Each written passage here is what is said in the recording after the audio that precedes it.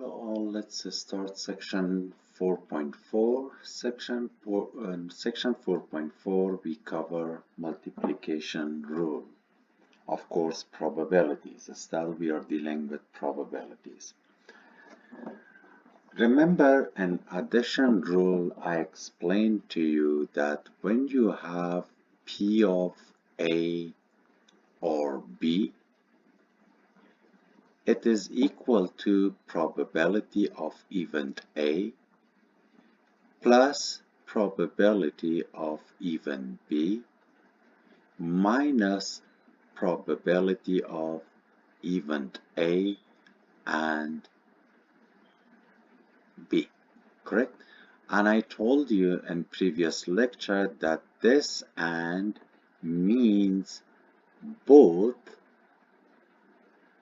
events or both A and B occurring at the same time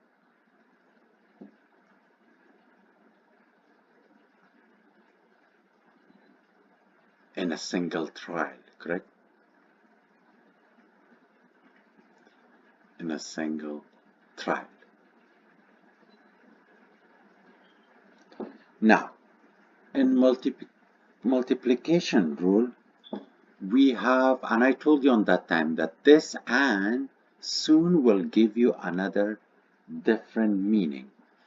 We use the word and actually in our multiplication rule, and I'll explain it to you.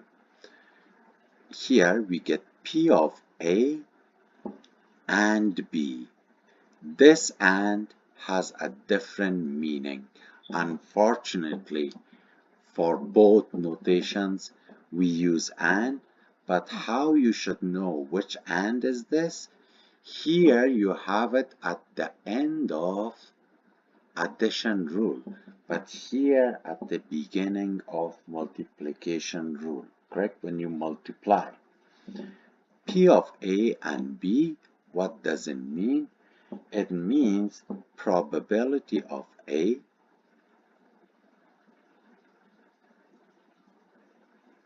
occurring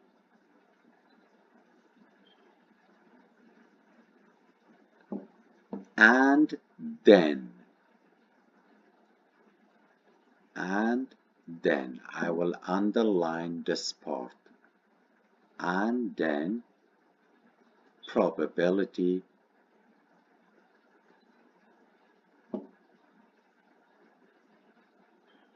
and then let's say B occurring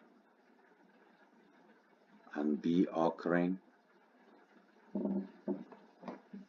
in successive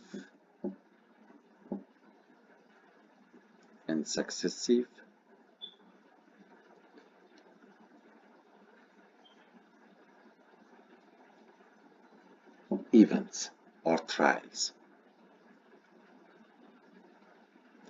The word successive means right after each other, correct? Right after each other. Basically, in multiplication rule, when I'm talking about P of A and B, this and is actually and then, but we are not writing and then, we only write P probability of A and B, but it means probability of A and then B. You see the difference here. You have it in a single trial in addition rule. Here in multiplication rule, both probabilities, both events are happening in successive trials, correct? Now, to explain better this rule, let's start with few examples. Example number 1. I'll go and do this example different way without using the rule. And later I'll show you how to use the rule. For example, it's a test day and I give you two questions, correct? Question number one, I will ask you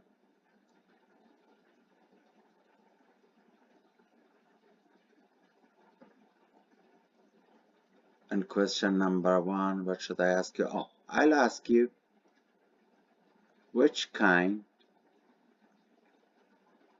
of car Mr. Ahmed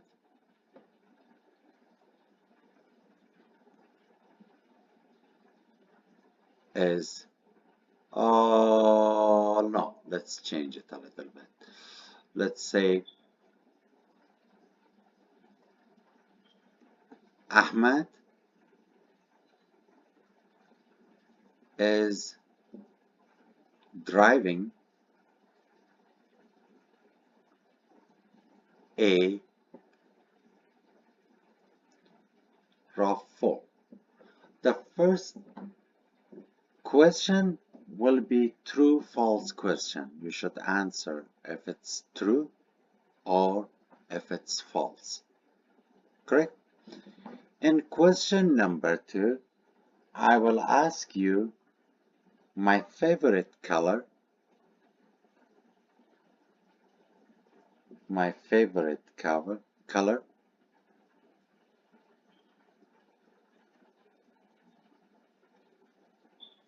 is, and I give you multiple choice. A, my favorite color is, for example, red. B, my favorite color is blue. C, my favorite color is green. D, my favorite color is, let's say, maybe black.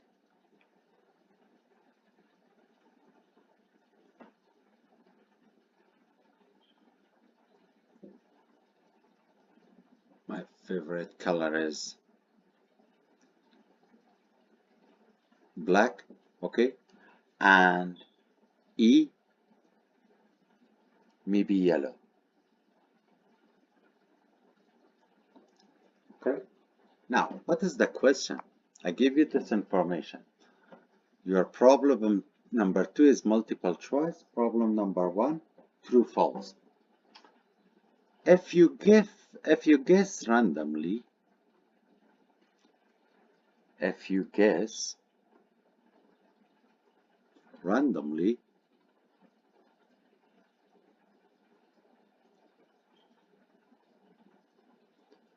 find the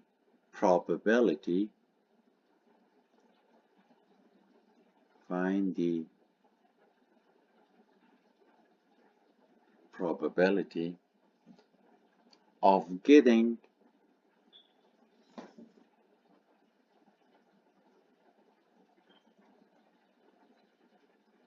both questions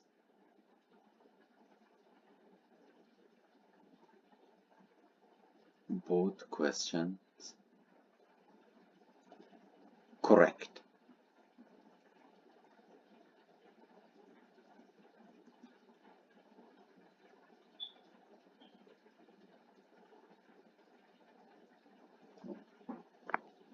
Look, if you answer the first question, for example, yeah, Mr. Ahmad is driving a RAV4, it's true. First of all, the answer for the first question doesn't affect the answer on the second question. If you answer it true and you answer the second question, how many choices you have for true? Correct? You can say, yeah, true A, through B, through C, through D, or through E. It means through red, through blue, through green, through black, or through yellow. If you also answer false, still in problem number 2, you have 6 choices, correct? A, B, C, D, and E, correct? Now, the question is, find the probability of getting both questions correct.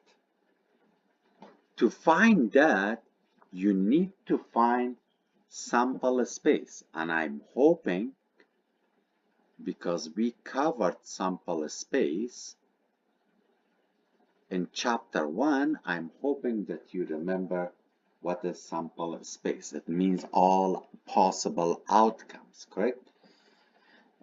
It means you have to make a list of them.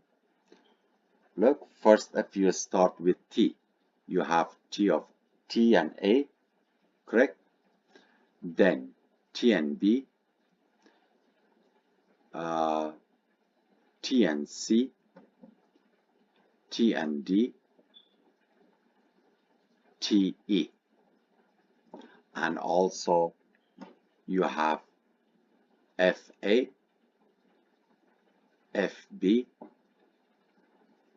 FC, FD, and FE, correct?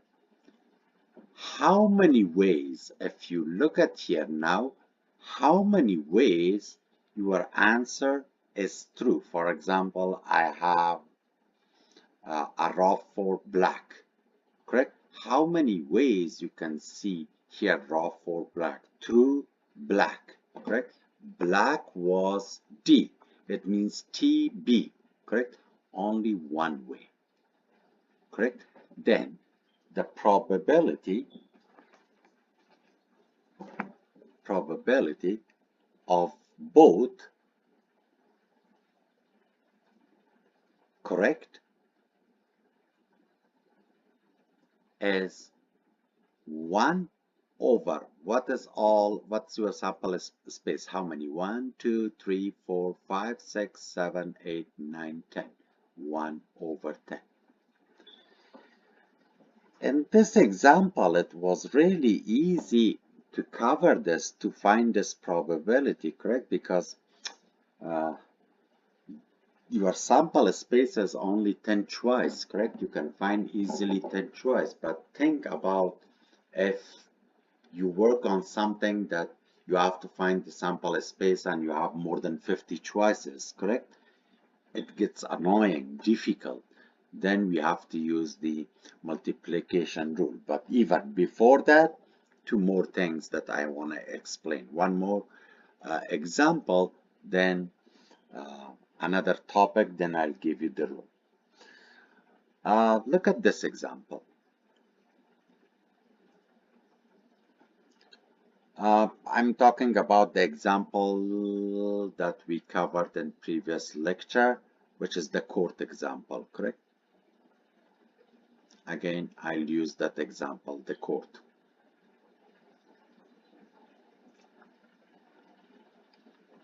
We had something like this. Here you had guilty. Here you had not guilty.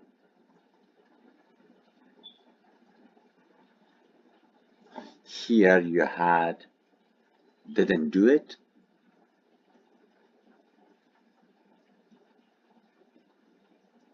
Here did it. And I think the numbers were 11, 72, 9, and 85. Correct? Now, if I ask you in this example, find the probability of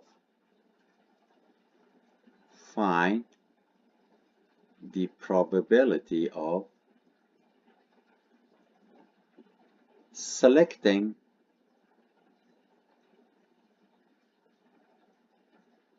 guilty and then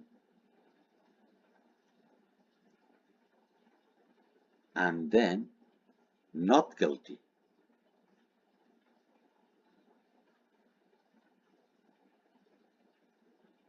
And then not guilty. Correct? What do you think?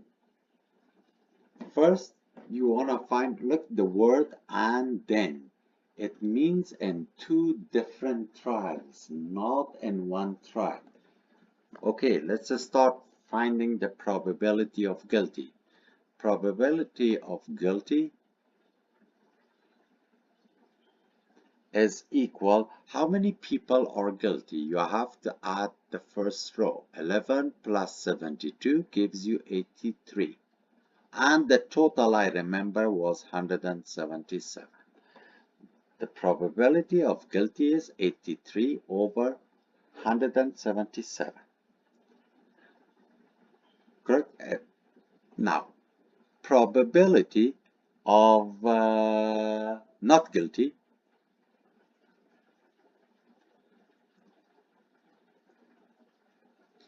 is how much? You have to add these two numbers, right? 85 plus 9, which gives you 94, over. The question is, which number goes to the denominator? Should I write again 177? No, because already we select one person that he is guilty, correct? He's gone, he is not anymore there, correct? Then 94 over what? 176. That's the key. That's the key here.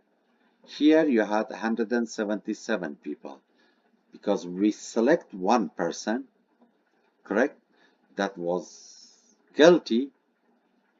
It's gone. It's not 177 anymore. It's how much? 176. Let's talk about conditional probability. Then slowly, we will go and we will use the multiplication rule, correct? Let's talk about conditional, because we need all of these topics to know to deal with multiplication rule. Conditional probability. Conditional probability. What is conditional probability? The probability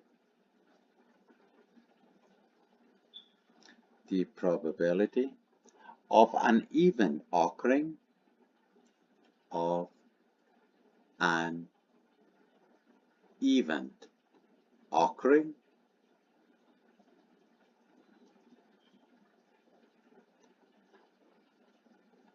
given that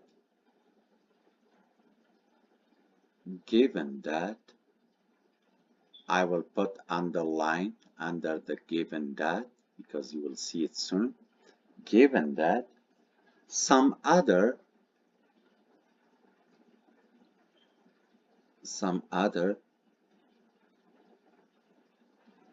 event has already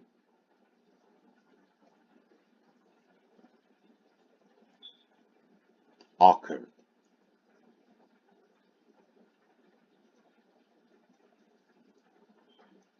Correct? The notation that we use here, we use this. P of B, then a vertical line like this, A. This vertical lines, we read it given that.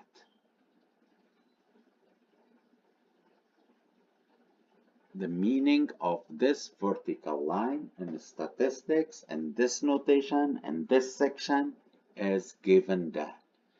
What does it mean? P, B, probability of B, given that A already occurred. I'll write the meaning here for you. What is the meaning? The meaning is the probability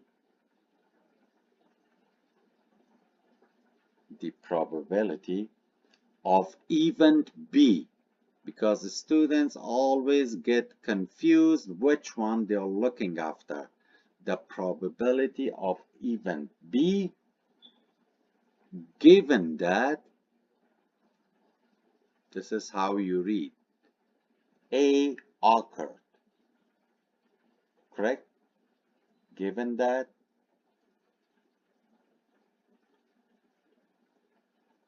A has already occurred. That's the meaning. It means here you are not, in this notation, you are not looking for the probability of A. You are looking actually for the probability of B. A already occurred. If I go back a little bit here, when you find the probability of guilty, this is your A. When you find the probability of not guilty, you see this is actually your B. A already occurred. That's why here you, in denominator, instead of having 177, you have 176, correct? You are finding the probability of B given that A already occurred, correct? One or two more definitions, then I do some examples for you, correct? Independent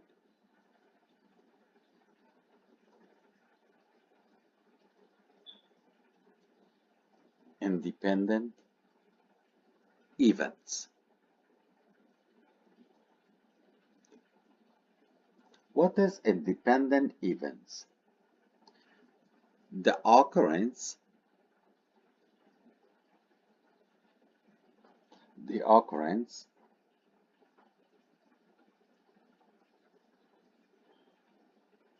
of one event,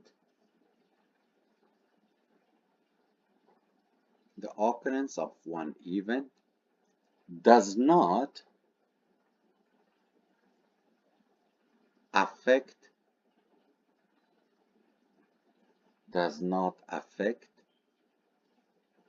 the occurrence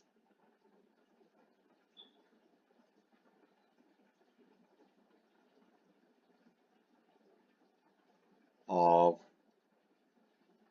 another event.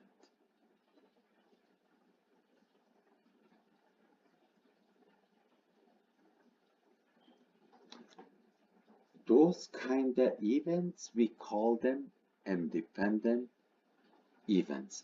The occurrence of one event does not affect the occurrence of the other event. For example, when you roll a dice,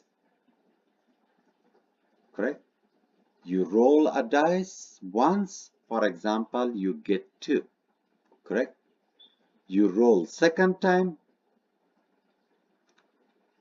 you get a 3. Is the occurrence of one event affecting the other one? If I ask you, what is the probability of having 2? Immediately you will answer me 1 over what? 1 over 6. And if I ask you now, what is the probability of having 3? Again, you will answer me 1 over 6. We did this before. You see, the occurrence of one event does not affect the occurrence of the other, because we cannot remove 2 from the dice, right? Still it's there. The occurrence of one doesn't affect the other. The good example will be a dice for this independent events, correct?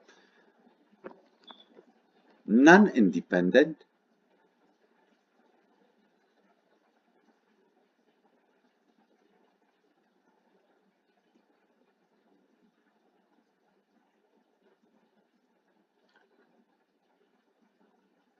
non-independent events, it's a little bit note, non-independent events are dependent.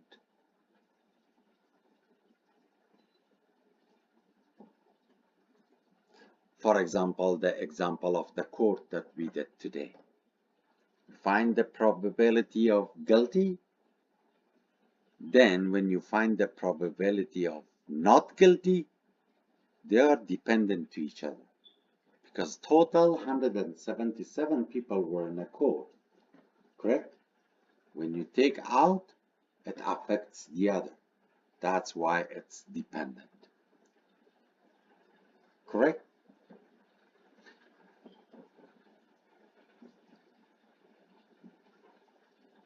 Probability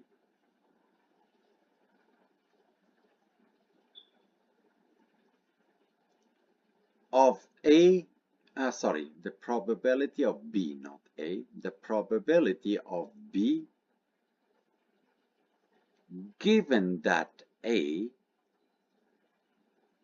for independent events is always probability of B.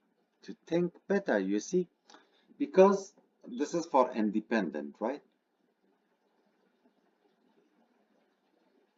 For independent events, right?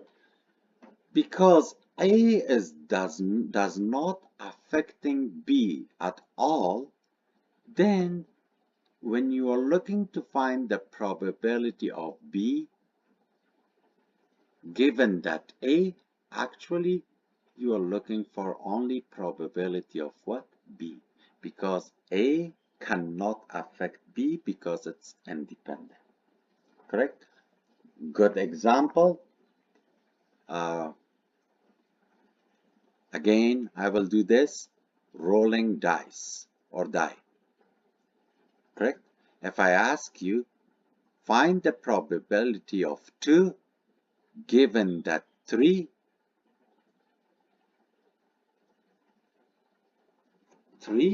rolling at 2, rolling at 3 does not affect rolling at 2, right? Then it's equal to the probability of 2 to simply find the probability of 2, which is what? 1 over 6. Correct? Because it's independent. Or another example, drawing a card.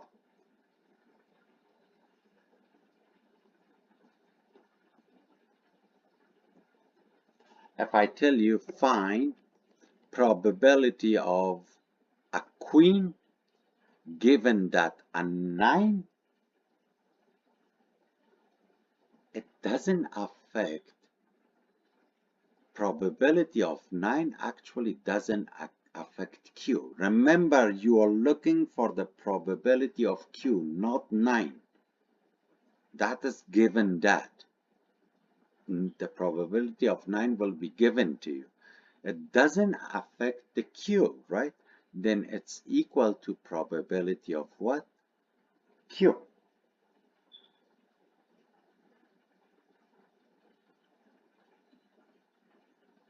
Which is what?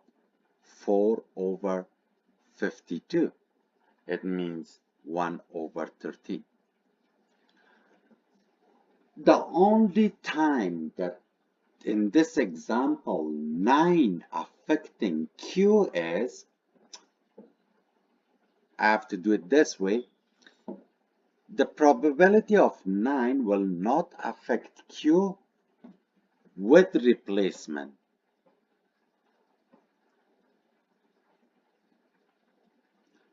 What does it mean? You draw a 9, then you put back that 9 in the deck of cards, and second time you draw a Q. You're trying to find the probability of having a queen. We call it with replacement. When you put back that card in the deck of cards, it doesn't affect, it's independent. But without replacement, without replacement, everything changes.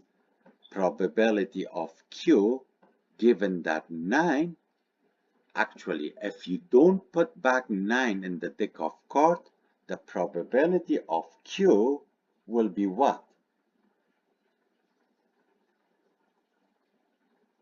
It becomes dependent, right?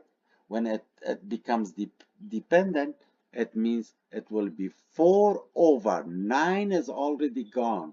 How many cards left in the deck of cards? 51. This probability will be what? 4 over 51.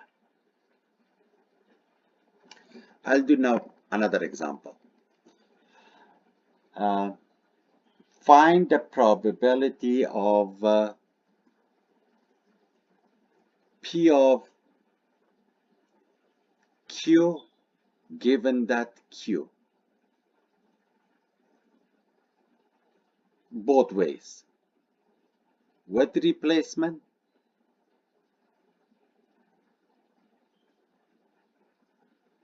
and we find this probability without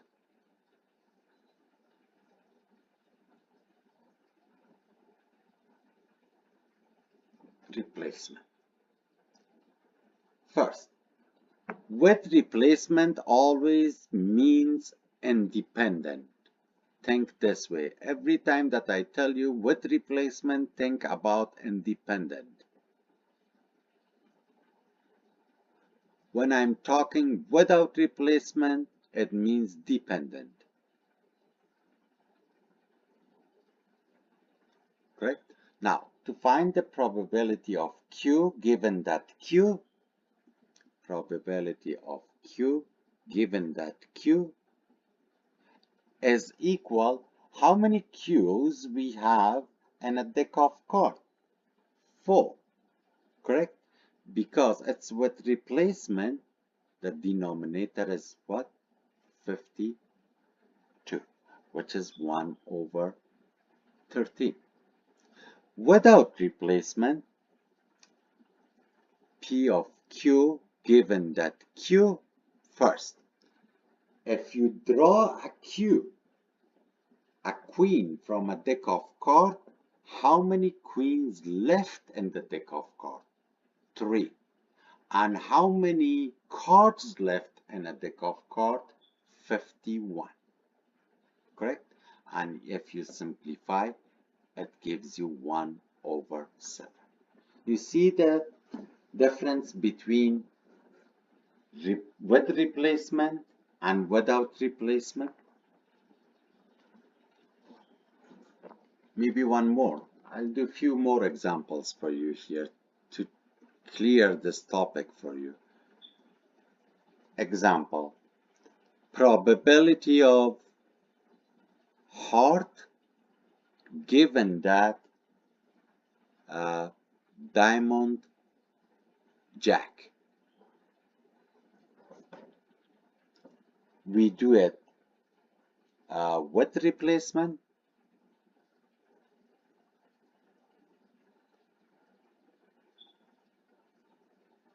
and we find it without replacement.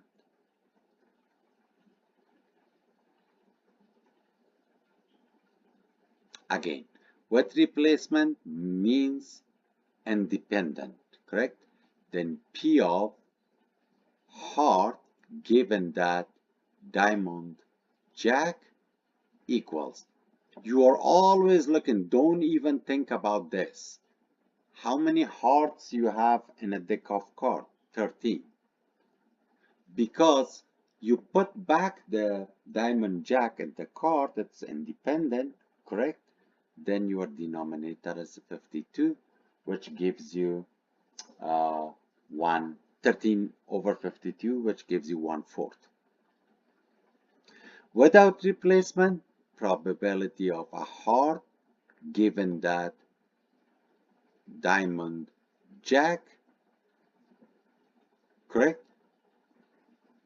Again, you have 13 heart in a deck of cards, correct? But the diamond jack is gone. How many left in the deck? 51, which will be 13 over 51. Now, after these examples, the actual rule. You see, I didn't give you the rule. I did examples. Now I'm giving you the rule. Multiplication rule.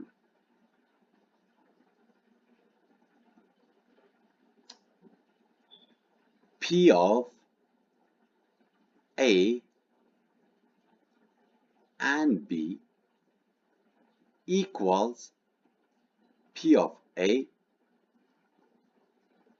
times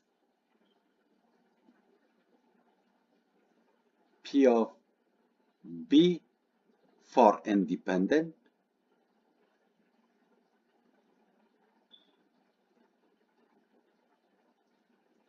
and P of probability of event A and B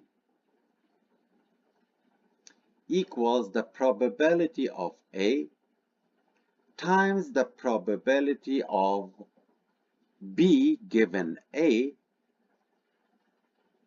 as dependent. You see what I did in these examples? I used B given A and for independent I just used P of A times P of B. Now if you go back all the way up to my first example here, what is the probability of having both questions correct?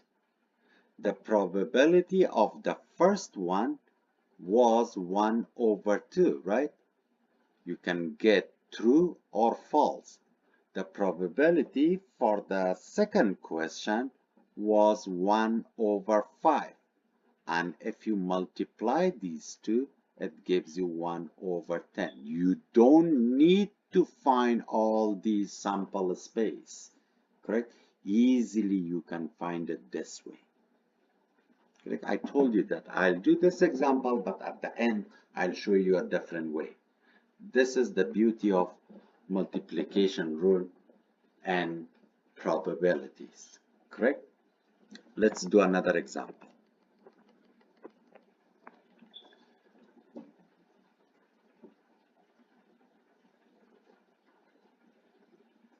You have a bag of, let's say, marbles.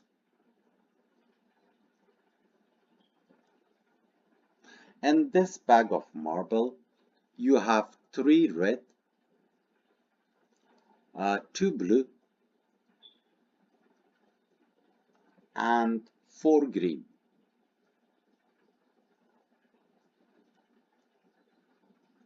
Correct? Find the probability. Find the probability. I make few of them. Probability of green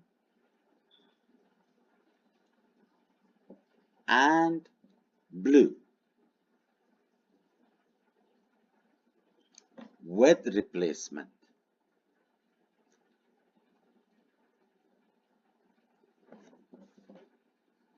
Correct? To find the probability of green and then blue with replacement. With replacement means independent. Then just copy the independent rule, which is the top one. Correct? You can write probability of green times probability of what? Blue. How many? What is the probability of green? How many green I have? 4. How many total marbles I have? 10, right? It will be 4 over 10. Is this 10 or 9? 9, sorry, not 10. 4 over 9. Times probability of blue. How many blue I have? 2. Total 9, which gives me 4 times 2 gives you 8, and 9 times 9 gives you 81. The probability of green and blue will be 8 over 81 with replacement. Let's do it without replacement.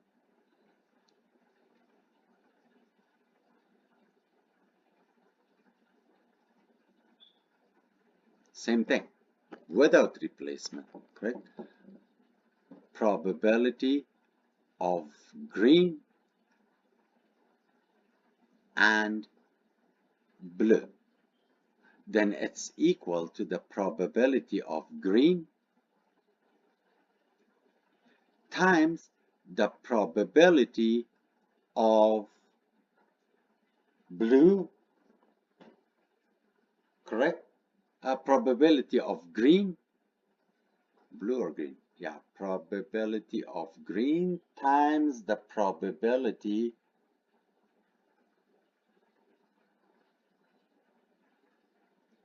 of blue given green,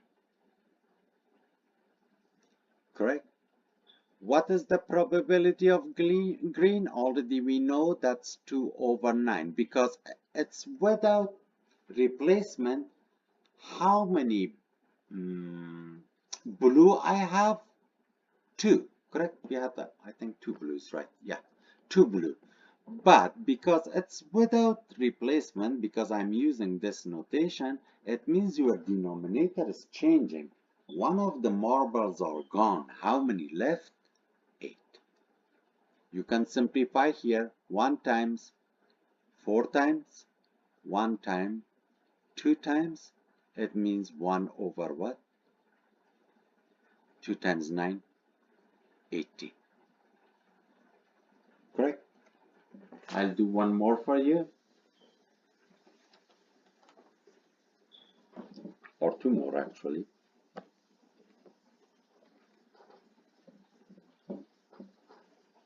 Probability of, let's say, which one? Red and red. Red and red.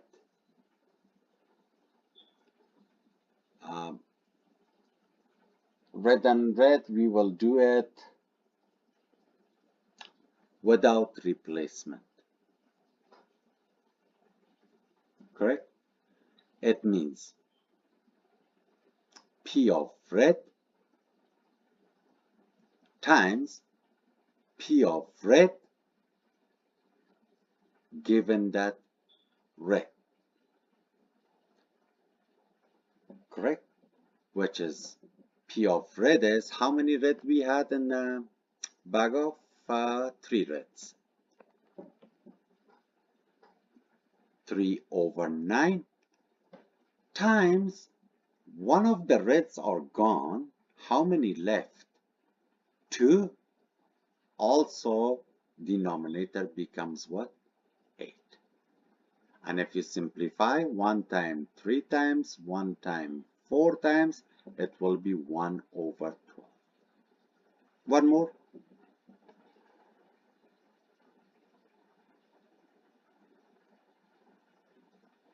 Probability of blue and blue and blue without replacement. Correct? Easily. How many blues we had? 2. Then 2 over 9 times, again, probability of blue. One of them is gone, correct? 1 over 8 times the third time, it will be how I had only 2 blues, both of them is gone, right? How many left? 0 over what? 7. If you see, if you multiply the numerator, it gives you 0 over whatever the number in denominator is. We don't care about that. Our answer is what? 0, because 0 over a number is 0. This was all about section 4.4. I will stop the lecture here and see you all in section 4.5.